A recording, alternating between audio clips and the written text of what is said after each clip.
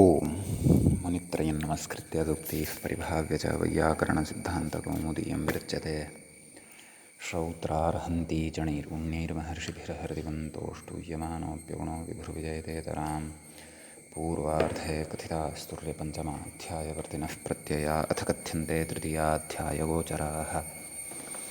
नमस्सर्वेभ्यः श्रोतृभ्यः। अस्माभिः गतपाठे यद्यत् पठितं तद् एकवारं स्मरामः।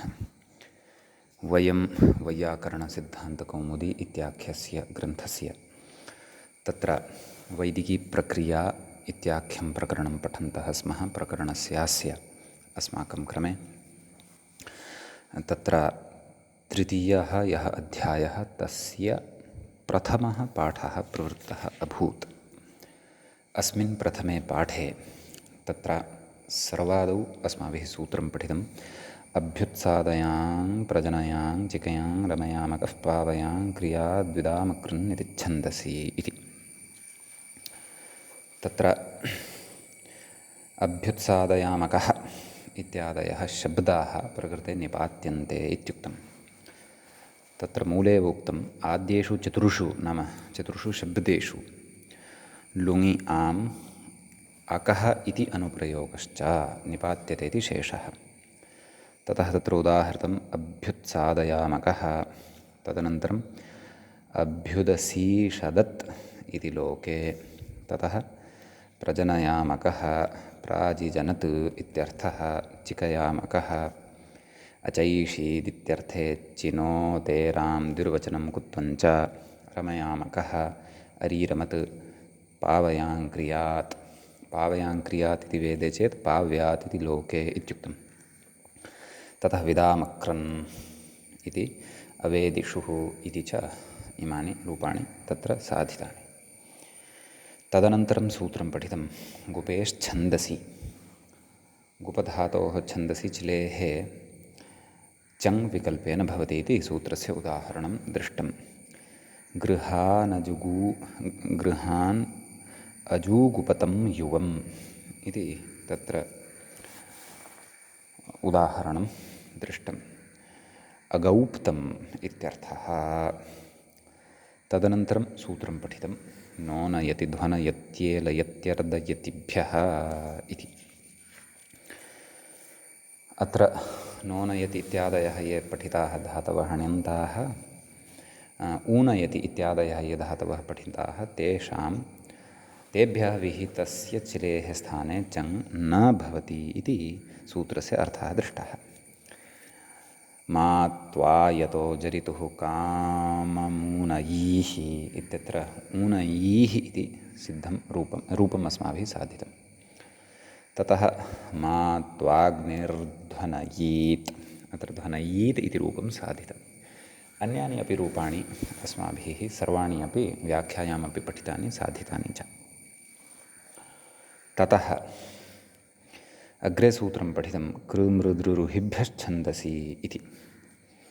कृमृदृरुहिभ्यः चतुर्भ्यः धातुभ्यः एभ्यः चिल्लिः यः विहितः भवति तस्य स्थाने अङ् विकल्पेन भवति इति सूत्रस्य अर्थः दृष्टः। ततः इदन्तेभ्यो करं नमः इति अकरम् इति रूपं साधितं। ततः अमरत् इति अपि साधितं। ततः यत्सानोः सानुम् आरुहत् इत्यपि रूपं तत्र साधितं। दृधातुः तु तत्र अदरत् इति अपि रूपम् अस्माभिः दृष्टम्। एतावत् पठित्वा ततः अस्माभिः सूत्रं पठितं छन्दसि निष्टर्क्यदेवहूयप्रणयोन्नियोच्छिष्यमर्यस्तर्याधर्यखन्यखान्यदेवयज्ञापृच्छप्रतिषि ब्रह्मवाद्यभाव्यस्ताव्योपचायप्राणी इति एतत् सूत्रं च अस्माभिः पश्चात् सर्वान्ते पठितं, समग्रं तु न पठितम्। अस्य तत्र निष्टर्क्य इति शब्दादारभ्य ध्वर्य इति शब्दं यावत् ये शब्दाः वर्तन्ते तेषु शब्देषु किं किं निपातितं वर्तते इति अयं विषयः अस्माभिः अत्र पठितः। तत्र आदौ उक्तं कृन्ततेः निस्पूर्वात् क्यपि प्राप्ते णित् आद्यन्तयोः विपर्यासः निसहषत्वञ्च निपात्यते इति शेषः। ततः उदाहरणमुक्तं निष्टर्क्यं चिन्वीतपशुकामः इति। ततः देवशब्दे उपपदे ह्वयतेः जुहोतेर्वा क्यप् दीर्घश्च इति तत्र देवहूय इति शब्दे निपातितम् एतावान् विषयः तत्र निपातितः। ततः उक्तं स्पर्धन्ते वा उ देवहूये इति रूपं साधितं। प्र उत आभ्यान्नयतेः क्यप् इति प्रणीयः उन्नीयः इति द्वयोः प्रयोगयोः विषये ग्रन्थकारेण उक्तं। ततः उत्पूर्वाच्छिषेः क्यप् उच्छिष्यः इति रूपं साधितं। ततः मृङ् स्त्रियभ्यः यत् इति प्रत्ययः भवति इत्युक्तं मर्यः स्तर्या। ततः उक्तं स्त्रियाम् एव अयं ध्वर्यः इति च तत्र उक्तं। ततः खनेर्यण्यतौ इत्यतः तु अग्रे अस्माभिः पठनीयमस्ति। गतपाठस्य अन्ते व्याख्यायाः पङ्क्तयः इत्थं प्रवृत्ताः। तत्र आदरदिति द्रुविदारणे अरुहदिति रुहबीजजन्मनि प्रादुर्भावे च लोके तु अकार्षीत् अमृत अदारीत् अरुक्षत् छन्दसि निष्टर्क्यादयः शब्दाश्छन्दसि निपात्यन्ते इति सूत्रार्थः। क्यपि प्राप्त इति ऋतुपदाच्च इति सूत्रेण इति एतावत् पर्यन्तं व्याख्याभागं च वयं गते पाठे पठितवन्तः इति एतावान् विशेषः गते पाठे प्रवृत्तः। अयम् अस्माकं क्रमे तृतीयस्य अध्यायस्य प्रथमः पाठः प्रवृत्तः अभूत्। अधुना तावत् तृतीयस्य अध्यायस्य वैदिकप्रक्रियायाम् अस्याम् अस्मत्क्रमे द्वितीयः पाठः तत्र आरब्धः भवति। आम्, तत्र छन्दसि निष्टर्क्य इत्यादिसूत्रं यदा आरब्धं तत्र वर्तन्ते ये शब्दाः तान् शब्दानादाय एव अवशिष्टानि यानि उदाहरणानि तानि उदाहरणानि आदाय इदानीम् अग्रे वयं चर्चां कुर्मः। अग्रे तत्र खन्यखान्य इति शब्दद्वयं सूत्रे दृश्यते।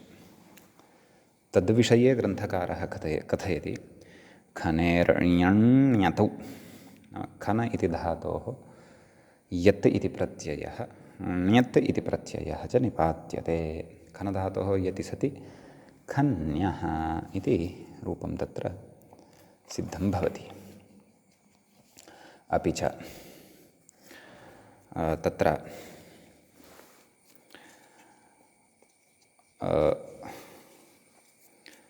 ण्यत् इति प्रत्ययः यदा क्रियते तदा अत उपधायाः इत्यनेन उपधावृद्धिः भवति। खान्य खान्य इति च रूपं तत्र सिद्धं भवति। ततः अग्रे यज्य इति शब्दः वर्तते। तत्र कथयति यजेर्यः नाम यज् इत्यस्मात् धातोः य इति प्रत्ययः निपात्यते। तत्र उदाहरणं कथयति शुन्धध्वं दैव्याय कर्मणे देवयज्यायै इति। यज्या इति स्त्रीलिङ्गत्वेन उदाहृतं दृश्यते। यज्या देव्याय कर्मणे देवयज्यायै इति। तर्हि प्रकृते यज् धातोः यप्रत्यये सति अदन्तलक्षणे टापि च सति यज्या इति रूपं सिद्धं भवति। तस्य चतुर्थी विभक्तेः एकवचने यज्यायै इति रूपं तत्र भवति। ततः अग्रे आपृच्छ इति शब्दः दृश्यते। तत्र व्याख्याता अधुना इङ्गितं करोति आपृच्छम् इति। तत्र मूले कथयति आङ् पूर्वात् पृच्छेः क्यप्, आङ् इति उपसर्गपूर्वकात् पृच्छधातोः क्यप् इति प्रत्ययः भवति इत्यर्थः। तत्र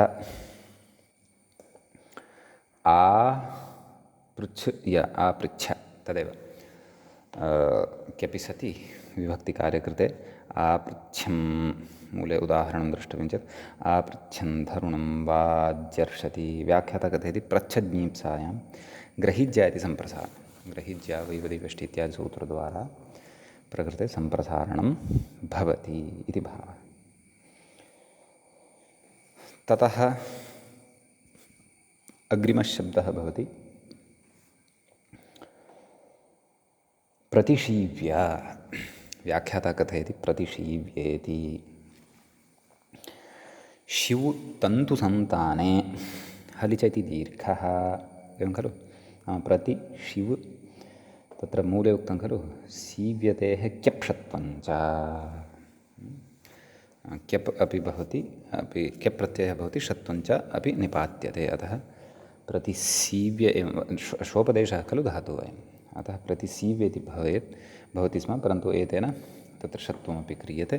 प्रतिशीव्य विभक्तिकार्ये कृते प्रतिशीव्यः इति तत्र उदाहरणम् इदं सिद्धं भवति। सम्यक्। ततः प्रतिशीव्य एतदनन्तरं ब्रह्मवाद्य इति शब्दः वर्तते। तत्र कथयति मूले पश्यन्तु, ब्रह्मणि वदेर्ण्यत् नाम ब्रह्मन् इति उपपदे वद धातोः तत्र ण्यत् इति प्रत्ययः निपात्यते इति भावः। अतः ब्रह्मन् वद्य ब्रह्मवद्य न लोपः प्रातिपदिकान्तस्य इत्यनेन अन्तर्वर्तिनीं विभक्तिमाश्रित्य ब्रह्मन् इति शब्दस्य नकारस्य लोपः भवति।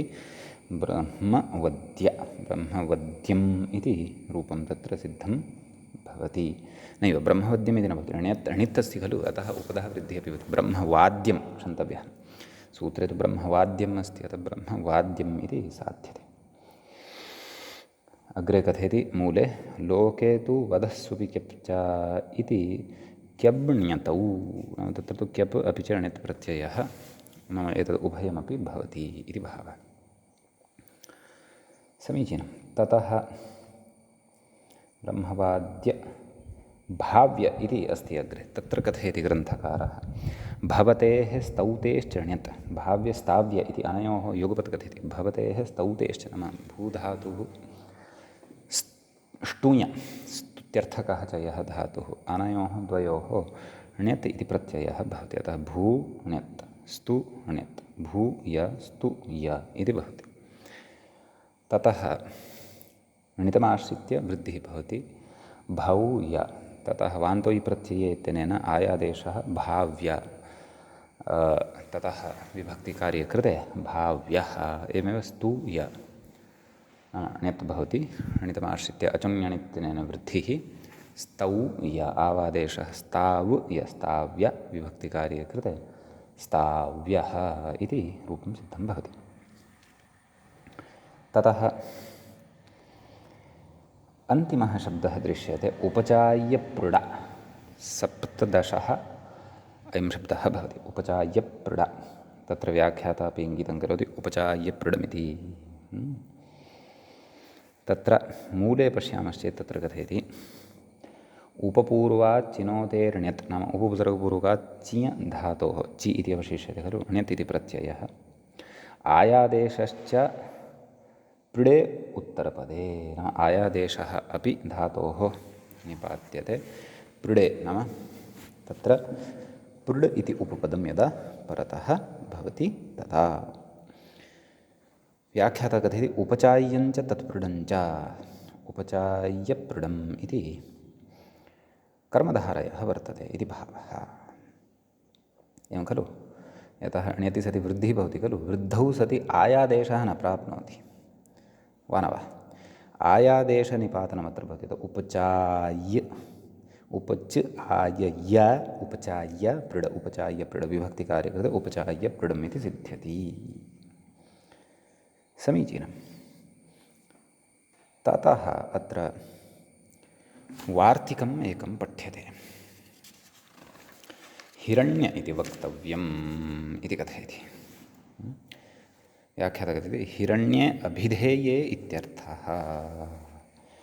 एवं खलु, नाम उपचाय्य पृडमिति हिरण्यार्थे गम्यमाने एतानि निपातनानि वक्तव्यानि इति भावः। उपचेयपृडम् अन्यत् इति। एवं खलु, यत्र तु ण्यत् न अजन्तात् अचो यत् इति यत् यदि क्रियते तर्हि तु चेयम् इति भवति। एवं खलु, तु उपचेयम् इति भवति, तत्र तु भिन्नः अर्थः भवति इति भावः। तत्र मृडशब्दस्य विषये अपि कथयति मूले ग्रन्थकारः यत् मृड सुखने मृड च इत्यस्मात् इगुपधलक्षणः कः। मृड सुखने मृड च प्रायः धातोः इदं ग्रहणं वर्तते। वस्तुतः अत्र क्वचित् पृड च इत्यपि पाठः दृश्यते, अन्यथा मृड सुखने मृड च इति नाम समानः एव द्विरुक्तिः जायते खलु। मृड सुखने पृड च इत्यपि पाठान्तरं दृश्यते। पृड इत्येवं यदि पाठः नाम पृड च इति तर्हि तु क्लेशः नास्ति। तदा कथयति इगुपदलक्षणः कः, नाम इगुपधज्ञा प्रीगिरः कः इत्यनेन कः प्रत्ययः भवति, तस्य अवशिष्यते, कित्वात् लघूपदगुणः न भवति। अतः तत्र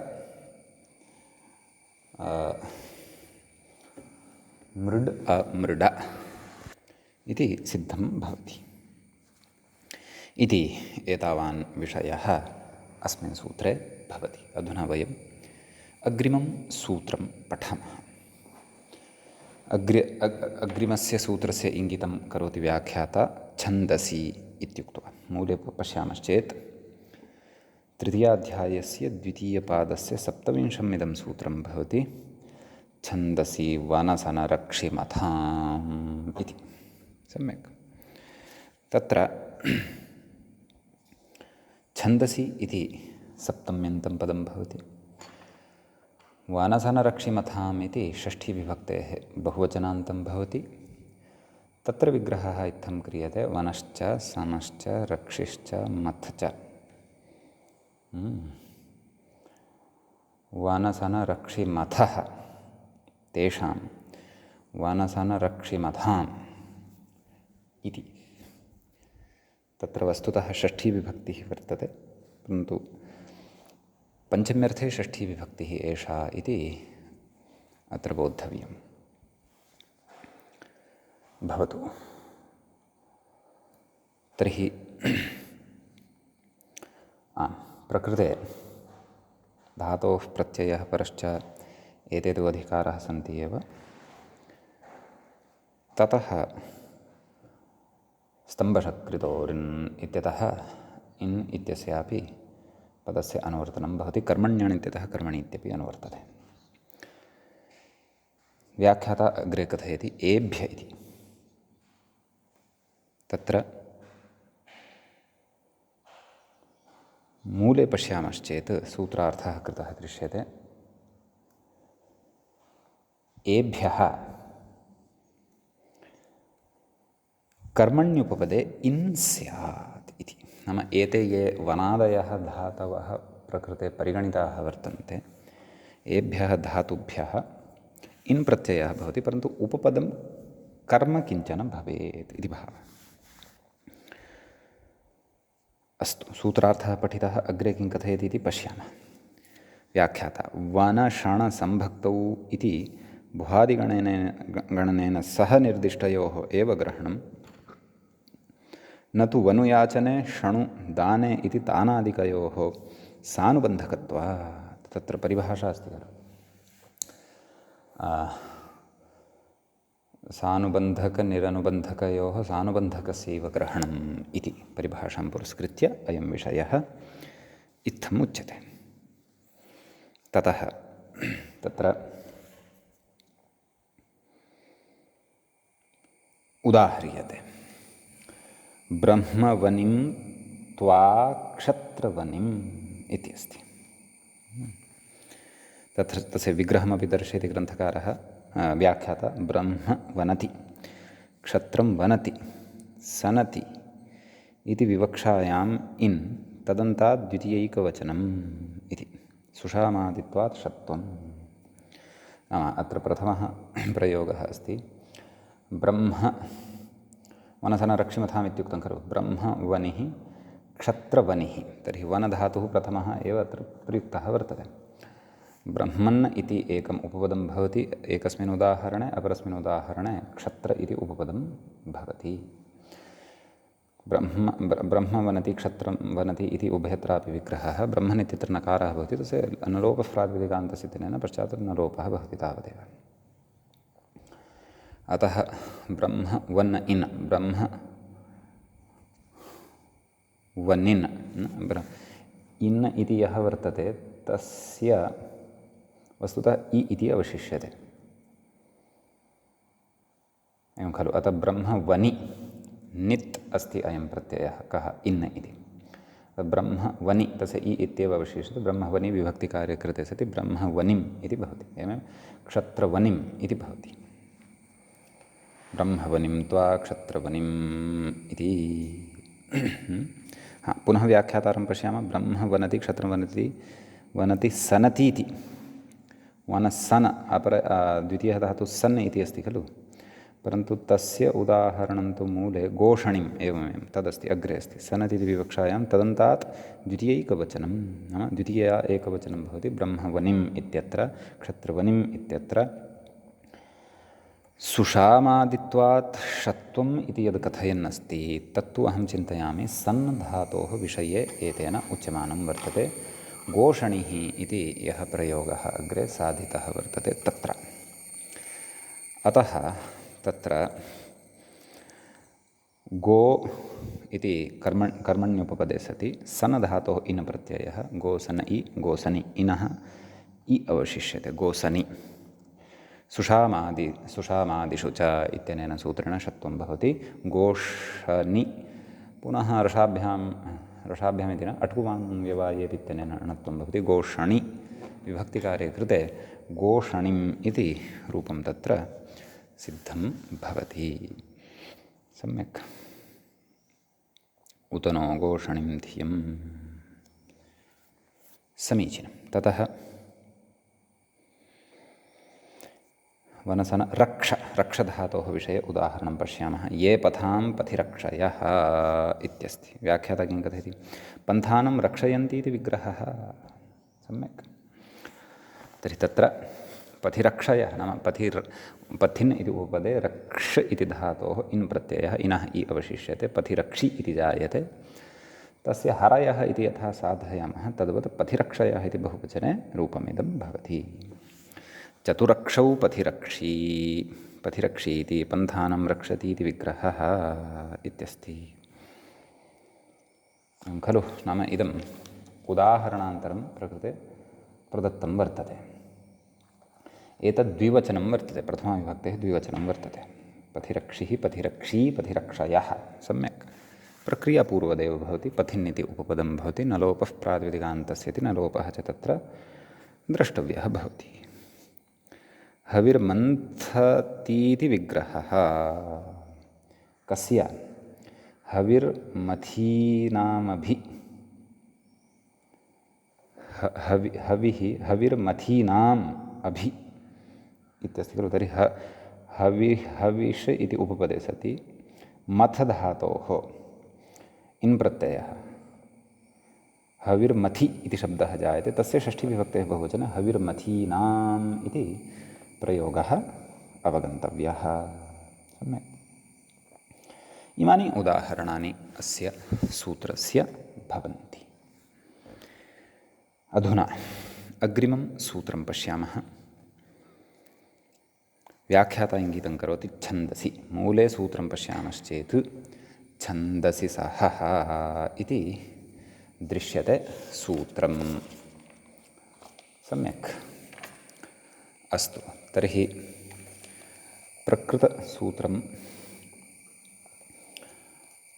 त्रिषष्टितमं सूत्रं भवति तृतीयाध्यायस्य द्वितीयपादे।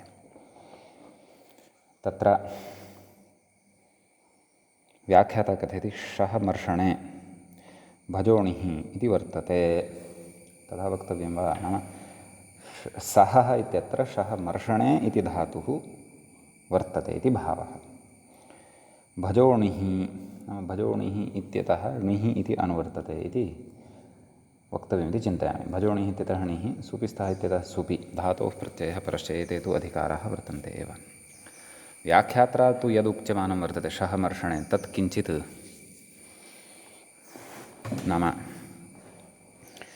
शः मर्षणे एतस्मात् नाम विवक्षा सम्पन्ना भवति। नाम अत्र अर्धविरामो वा पूर्णविरामो वा अथवा वाक्यसम्पूर्तिः अध्याहारेणैव वक्तव्या इति चिन्तयामि, अन्यथा भ्रमाय स्यात् विषयः। अस्तु, तदाह णिः स्यादिति मूले सूत्रार्थः द्रष्टव्यः। सुप्युपपदे नाम सुबन्तम् उपपदं किञ्चन प्रकृते अपेक्षितं भवति। सहेः णिः स्यात् नाम सः मर्षणार्थकः यः धातुः वर्तते तस्मात् णिप्रत्ययः भवति इति भावः। सम्यक्। तर्हि प्रकृते उदाहरणं किं तत् पश्यामः। पृतनाशाट् इति, परन्तु ततः पूर्वं व्याख्याता किञ्चित् कथयति। किं कथयति चेत् ननु तुरासाहं पुरोधाय इति लोके प्रयोगाः दृश्यन्ते। तेषां का गतिः इति चेत् णिजन्तात् विच् बोध्यः, नाम तत्र णिजन्तात् विच् अस्माभिः अवगन्तव्यः इति भावः। वस्तुतः अत्र विप्रतिपत्तिः का? तुरासाहं पुरोधाय लोके एवं रीति नाम लौकिकाः एते प्रयोगाः भवन्ति। एवं चेत् णिजन्तात् विच् प्रत्ययः अत्र द्रष्टव्यः इति अस्य कथनं वर्तते। लोके प्रयोगः साधनीयः चेत् प्रकारान्तरेण प्रयोगः साधयितुं शक्यः इति युक्तिः काचित् दर्शिता। अस्तु, पृतनाशाट् इति योऽयं प्रयोगः वर्तते, तत्र पृतनान् सहते इति विग्रहे पृतना इति उपपदे सति छन्दसि सः इत्यनेन णिः भवति। णि इति प्रत्ययः यः वर्तते तस्य प्रत्ययस्य तु सर्वलोपः भवति। णितमाश्रित्य उदाहय इत्यनेन वृद्धिः भवति। पृतना साः इति जायते। ततः होढः इत्यनेन ढत्वं, झलां जषोन्त इत्यनेन जष्ट्वं, पृतना साड् सहे साडसः इत्यनेन षत्वं, पृतना षाड् वावसान इत्यनेन विकल्पेन चर्तुद्वारा पृतनाषाड् इति रूपद्वयम् अत्र सिद्धं भवति। द्विवचने बहुवचने तु पृतनासाहौ पृतनासाहः इत्यादीनि रूपाणि भवन्ति। तदेव व्याख्याता अपि कथयन्नस्ति। सहे साडसः इति षत्वं, तच्च अस्माभिः स्फुटीकृतमेव इति एतावान् अयं विशेषः अस्मिन् ग्रन्थे भवति। ततः अग्रे अत्र अग्रिमं सूत्रं वयं पश्यामः। अग्रे सूत्रं दृश्यते वहश्च इति। तत्र वहः इति पञ्चम्यन्तं पदं भवति प्रथमं, च इति च अव्ययपदं भवति। तत्र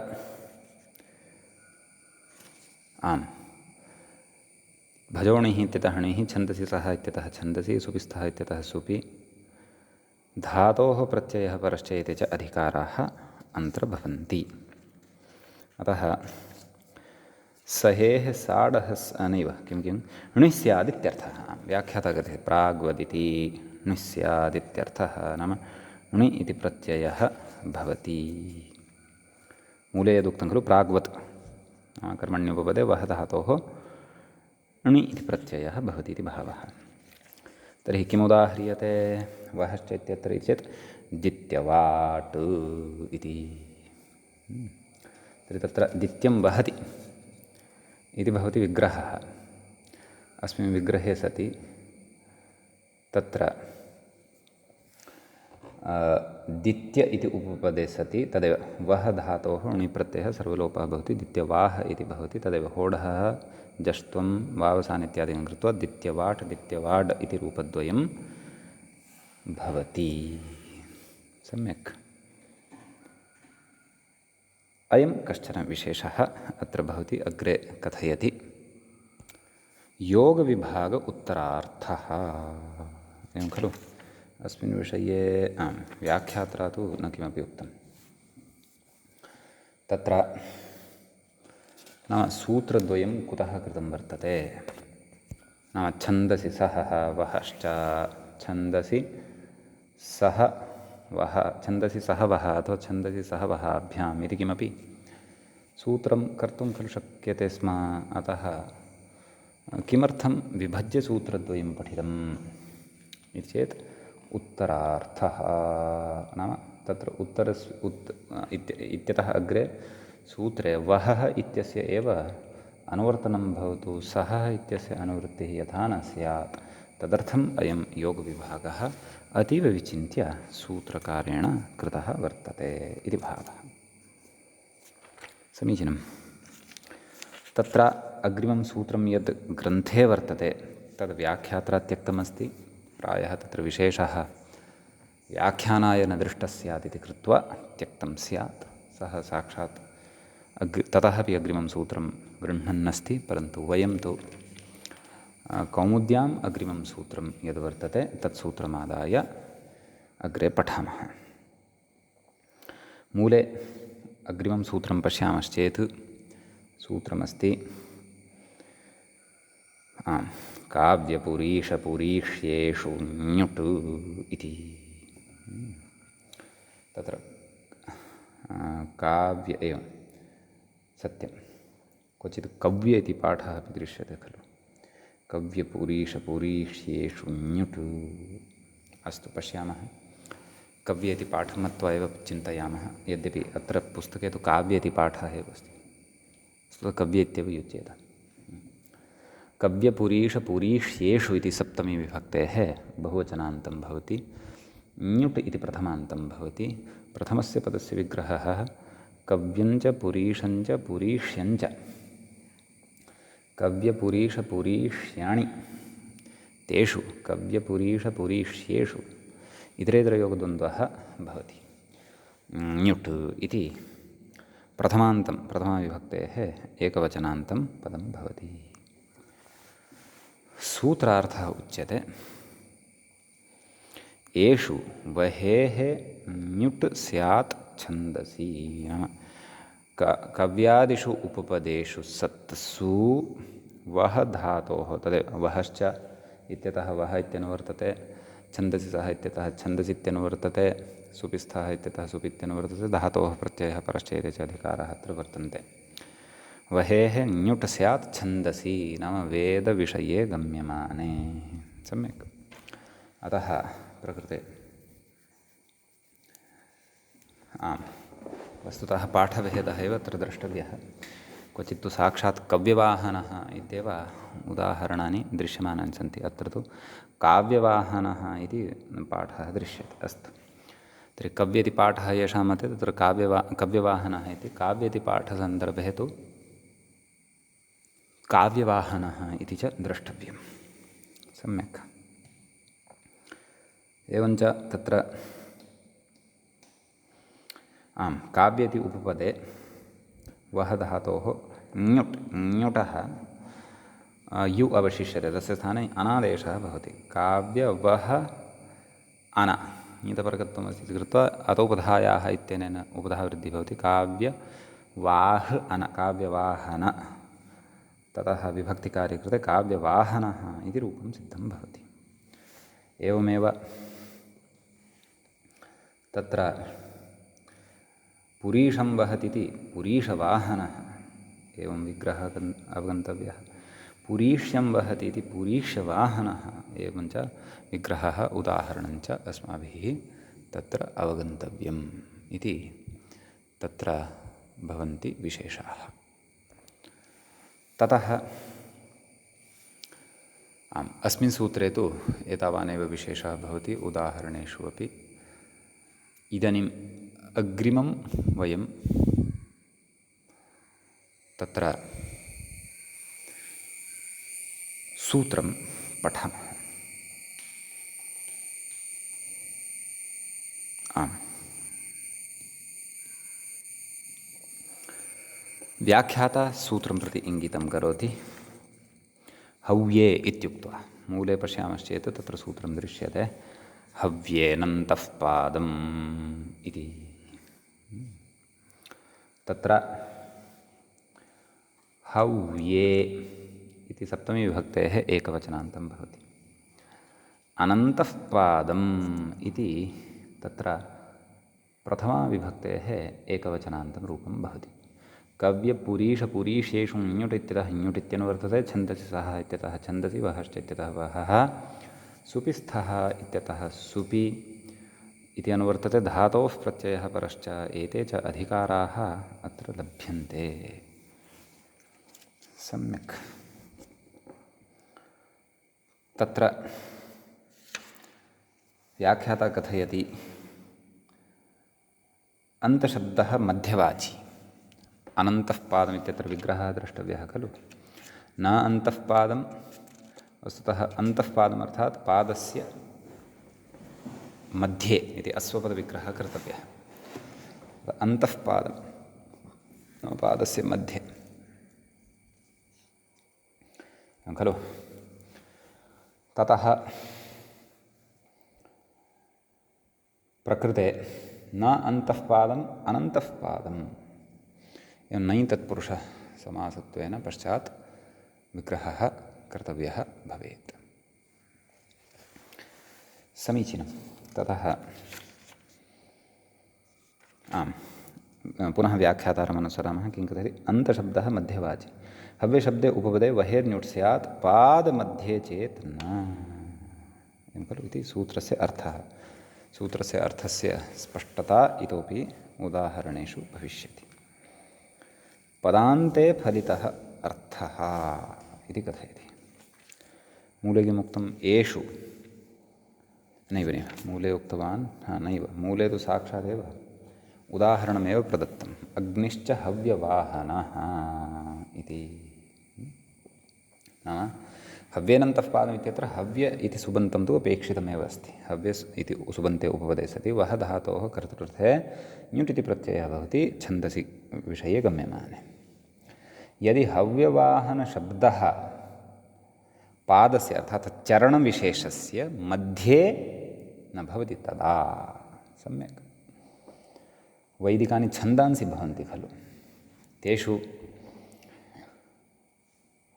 केषुचन मन्त्रेषु त्रयः पादाः, केषुचित् चत्वारः पादाः भवन्ति, एवं खलु।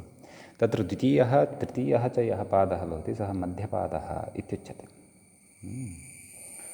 अतः मध्यपादे यः शब्दः वर्तते तद्विषये यत् सूत्रेण उच्यमानमस्ति तत् तत्र न भवति इति भावः।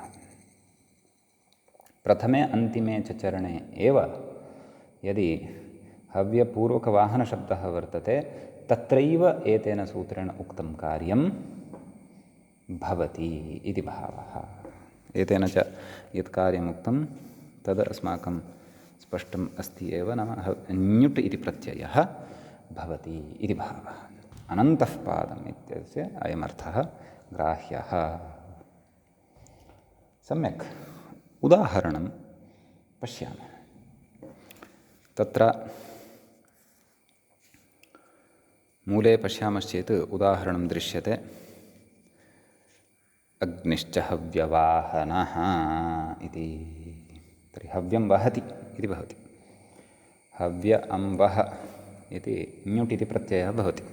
अन्यानि कार्याणि सर्वाणि पूर्ववत् सन्ति। हव्यनन्तः पादमित्यनेन ञुट् प्रत्ययः युस्थानयोर्नागुत्यनेन तत्र अनादेशः भवति। अपि च अनन्तः पादविषयः च अत्र गम्यमानः वर्तते। पादस्य अन्ते एव प्रकृते हव्यवाहनः नाम तत्र अन्तिमचरणे अयं शब्दः वर्तते इति कृत्वा हव्यवाहनः इति प्रयोगः प्रकृते क्रियमाणः वर्तते इत्यर्थः।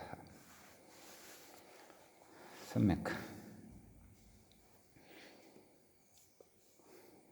पादमध्ये तु वहश्च इति ण्विरेव।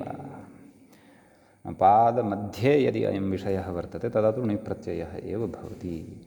हव्यवालग्निरजः पितानः इति उच्यमानं वर्तते। तर्हि तत्र तद् ञुट् प्रत्ययः न भवति, परन्तु णिप्रत्ययः एव भवति। हव्यवाडग्निरजः पितानः इति वस्तुतः भवेत्, परन्तु अत्र डकारः न श्रूयते, लकारः श्रूयते। लकारविधानं कथं तत्तु अस्ति। वस्तुतः अत्र उदाहरणं यदस्ति तद् हव्यवाह् इति अस्ति। वः धातोः णिप्रत्ययः णेः सर्वलोपः भवति, अतः अपि च उपधा वृद्धौ सति हव्यवाह् इति जायते। ढत्वं जष्टुं चर्त्वादिकं विधाय हव्यवाट् हव्यवाड् इति रूपद्वयं भवति, परन्तु हव्यवाड् अग्निरजः अग्निरजरः अग्निः अजरः पितानः इति लकारस्य डकारस्य लत्वम् अत्र भवति। तत् व्याख्यात्र उच्यमानं वर्तते। किं कथयति तत् पश्यामः। अत्र डस्य लः नाम डकारः यः वर्तते तस्य डकारस्य लत्वं भवति। कुतः कथयति। द्वयोश्चास्य स्वरयोर्मध्यम् एत्य सम्पद्यते सडकारो लकारः इति प्रातिशाख्ये विहितः। नाम प्रातिशाख्यादिषु ग्रन्थेषु अयम् एवं रीत्या इदं विधानं दृश्यते। डलयोरभेदः तत्र एते सन्ति खलु अस्माकं भागुर्यादयः अपि एतां व्यवस्थां वदन्ति बोधयन्ति च। अस्तु। एवञ्च अनन्तपादविषये अपि अस्माभिः उदाहरणं दृष्टं, पादमध्ये अपि उदाहरणं दृष्टं, परन्तु अनन्तपादविषये तु ञुट् एव भवति, पादमध्ये तु वहश्च इति णिरेव भवति इति स्पष्टता च अस्माभिः अत्र प्राप्ता। समीचीनम्। अग्रिमं सूत्रम् अधुना वयं पठामः।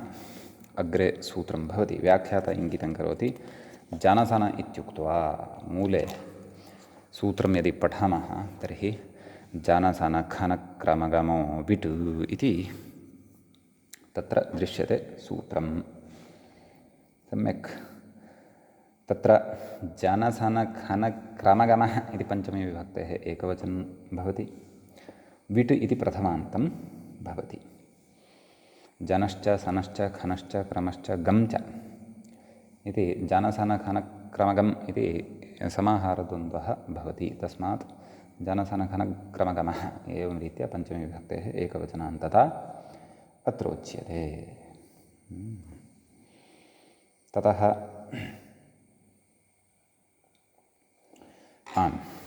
अग्रे किं कथयति व्याख्याता। जनसन जनादिभ्यः धातुभ्यश्छन्दसि विट् स्यात्। नाम तदेव छन्दसि सः इत्यतः छन्दसि, सुपि स्थः इत्यतः सुपि, धातोः प्रत्ययः परश्च एते च अनुवृत्तितया लभ्यन्ते इत्युक्तमेव। जनादिभ्यः नाम एते अत्र ये धातवः सन्ति येभ्यः छन्दसि विषये गम्यमाने विट् इति प्रत्ययः भवति इति भावः। सम्यक्। तत्र रूपम् अस्माभिः साधनीयं वर्तते। अब्जाः इति आदौ अयं प्रयोगः साधनीयः वर्तते। ततः पूर्वमूले स्पष्टं स्मारितमस्ति। विड्वनोः सूत्रं कथमस्ति। विड्वनोरनुनासिकस्यात् आत्वं भवति। अब्जाः अप्सु जायते। तर्हि अप्पु इति उपपदे जन इति धातोः जनसनखनक्रमगमो विट् इत्यनेन सूत्रेण विट् प्रत्ययः अस्य सर्वलोपः भवति। विड्वनोरनुनासिकस्यात् इत्यनेन जन इत्यस्य यः नकारः वर्तते तस्य स्थाने आत्वं भवति। झलाञ्जषन्ते इत्यनेन अप् इत्यत्र पकारस्य जष्त्वेन बकारः भवति। अब्ज। एवञ्च प्रकृते अब्जा इति शब्दः भवति, ततः सुप्रत्ययः भवति। नाम आकारान्तः अयं शब्दः सम्पद्यते। अतः अब्जाः विश्वपा इति शब्दवत् रूपाणि अत्र अवगन्तव्यानि। अब्जाः इति रूपं सिद्धं भवति। जन सन जन इत्येतस्य इतोपि उदाहरणम् उच्यमानमस्ति। गोजाः गोषु जायते। तदा तत्र गो उपपदे सति जनधातोः जनसनक खनक्रमगमो विट् इत्यनेन विट् विड्वनोरुनासिकस्यात् आत्वं भवति सवर्णदीर्घादिकं कृत्वा गोजा आकारान्तशब्दः अयमपि सिद्धः भवति गोजाः इति रूपं सिद्धं भवति। ततः अग्रे उदाहरणं दृश्यते नाम धातुः सूत्रे वर्तते सन् तस्य उदाहरणं दृश्यते गोषा इन्द्रो नृषा असि। गोषा इति उदाहरणं साध्यम्। अत्र तद् गो इति उपपदे सति सन् धातु अर्थात् षणुदाने षोपदेशः सः भवति अथवा संविभक्तौ इत्यपि भवितुम् अर्हति। तर्हि गो सन् इति भवति खलु गो सन् जानसनखनक्रमगमविट् इत्यनेन विट् विड्वनोरुनासिकस्यात् आत्वं गो स आ सवर्णदीर्घः गो सा षत्वं भवति सनोतेरनः अनेन षत्वे सति गोषा इति रूपं भवति। सनोतेरनः इति ग्रन्थकारेण मूले एव सूत्रं षत्वविषयकं स्मारितं वर्तते यच्च अग्रे आगमिष्यति प्रायः अग्रे पठिष्यति। सनोतेरनः इति षत्वम् एवं खलु अतः गोषा इति सिद्ध्यति। जानसनखन खन इति अस्ति अग्रिमः शब्दः। इयं शुष्मेभिः बिसखा इवारुजत् इति बिसखा इति प्रयोगः अत्र साध्यते। बिसखा इति अस्ति वस्तुतः अत्र विपूर्वकात् खनधातोः नैव विस उपपदे सति खनधातोः जनसनखनक्रमगमो विट् इत्यनेन सूत्रेण विट् इति प्रत्ययः भवति। विस खन् इत्यवस्थायां ततः विट् भवति विड्वनोरुनासिकस्यात् इत्यनेन आत्वं भवति विस् ख आ सवर्णदीर्घे कृते सति विसखा विसखा इति आकारान्तशब्दः सिद्धः भवति। विसखाः विसखौ विसखः इत्यादीनि रूपाणि अत्र विसखाः इत्यादीनि रूपाणि अत्र ज्ञेयानि।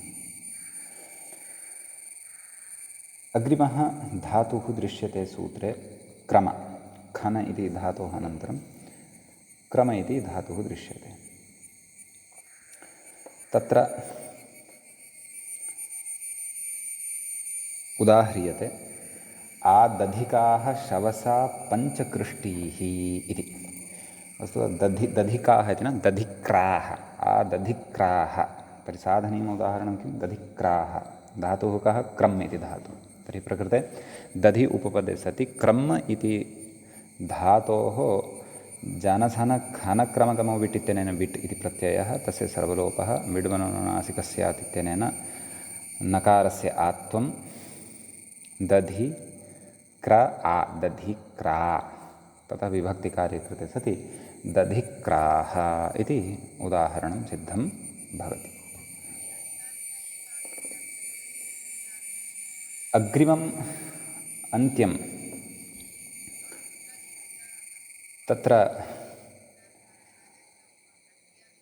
उदाहरणं दृश्यते नाम धातुः दृश्यते गम् इति सूत्रे तस्य उदाहरणं प्रदत्तं वर्तते अग्रेगाः। अग्रे गच्छति इति विग्रहः अग्र इति उपपदे सति गम् धातोः जनसनखनक्रमगमो विट् इत्यनेन विट् सर्वलोपः विड्वनोरुनासिकस्यात् इत्यनेन आत्वं भवति।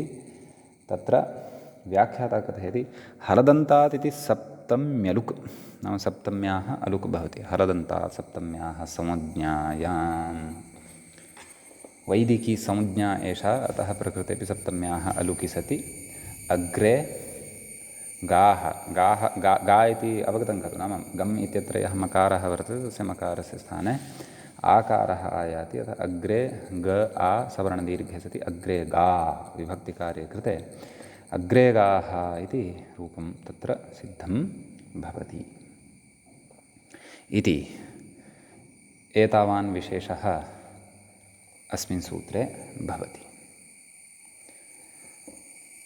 अग्रिमं सूत्रम् अधुना पश्यामः। तत्र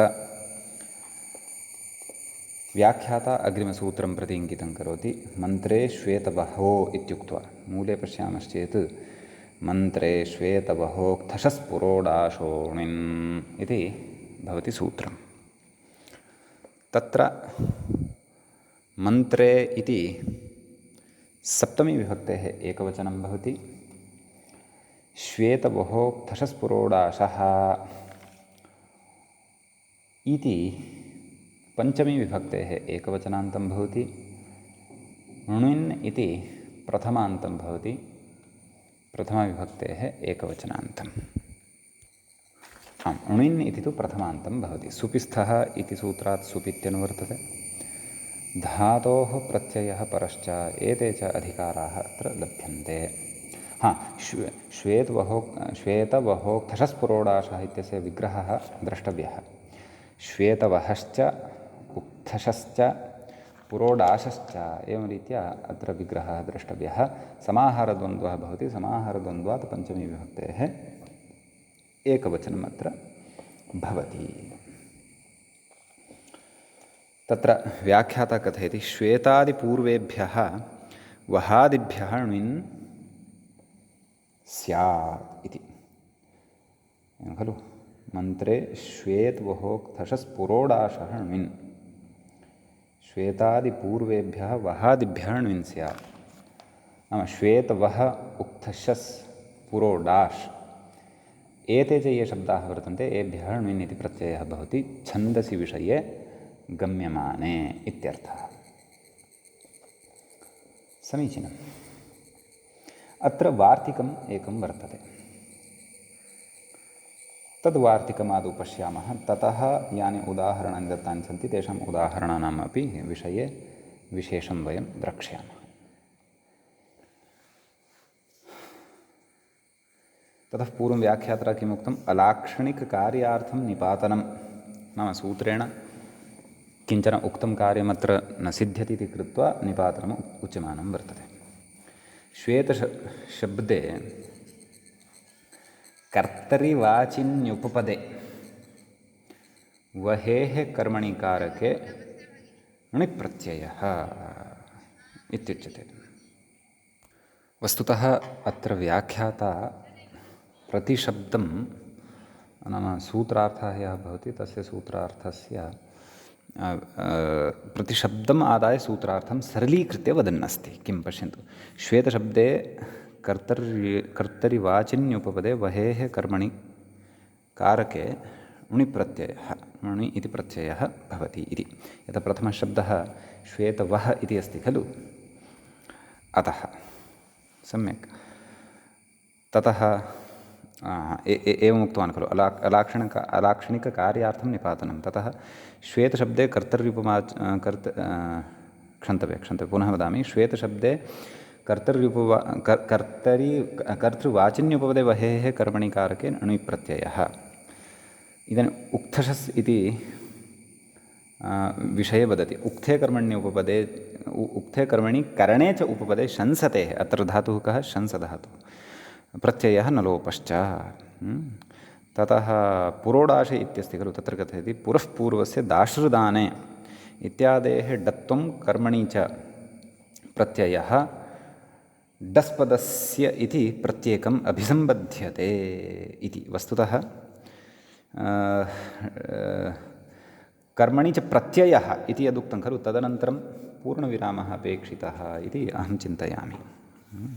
डस्पदस्य इति तु वार्तिकविषये अग्रे अधुना कथयन् अस्ति। इतः पूर्वं सूत्रे ये शब्दाः वर्तन्ते तेभ्यः शब्देभ्यः णिन् प्रत्ययः कस्मिन् उपपदे कस्मात् धातोः इति विषये स्पष्टतया उक्तवान् ग्रन्थकारः। सम्यक्। अधुना वार्तिकम् अत्र अस्ति। मूले पश्यन्तु। श्वेतवहादीनां डस्पदस्येति वक्तव्यम् इति।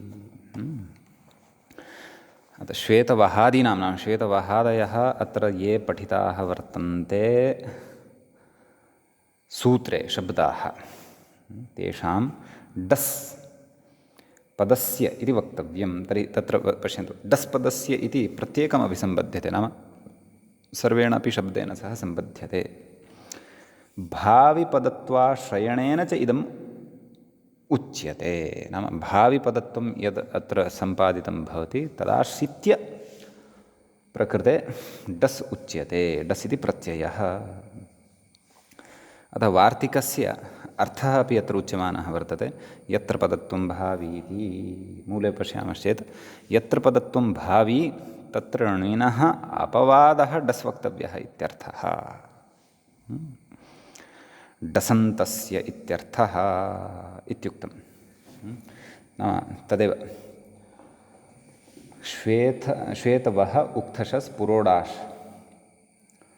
सम्यक्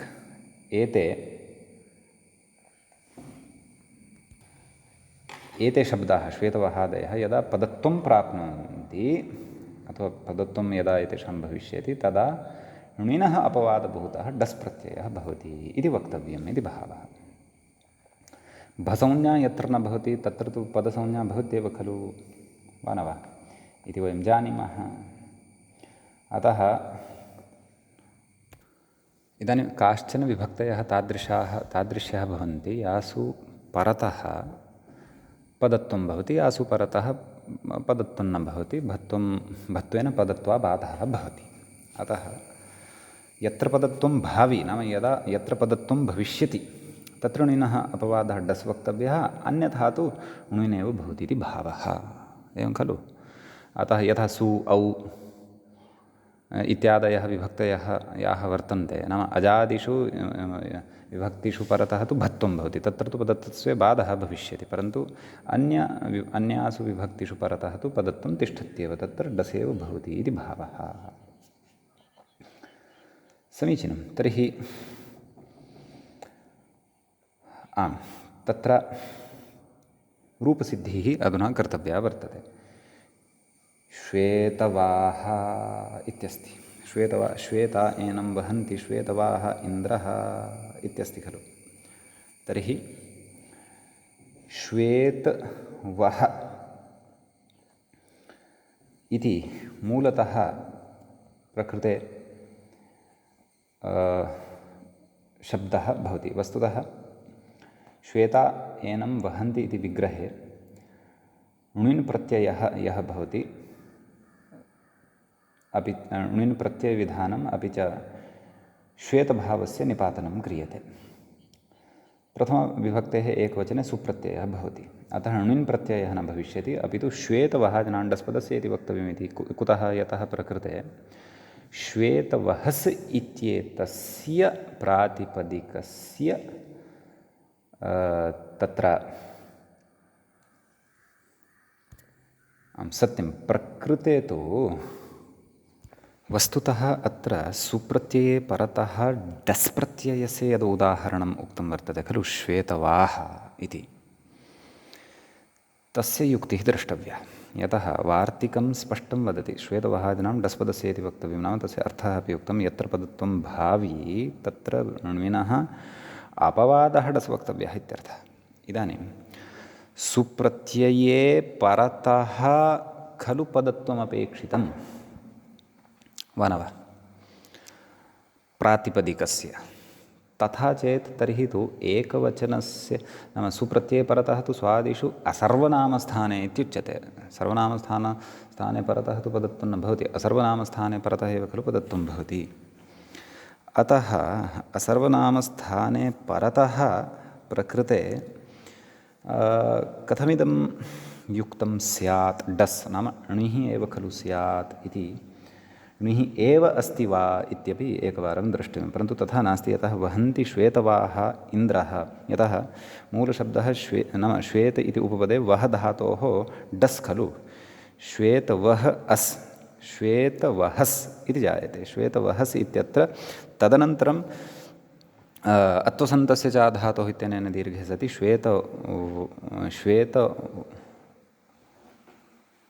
नैव डसि परतः पुनः टेः लोपः अपि भवति खलु, श्वेत व अस् श्वेतवस् अह इत्येतस्य तु लोपः भवति डित्वात्, एवं खलु।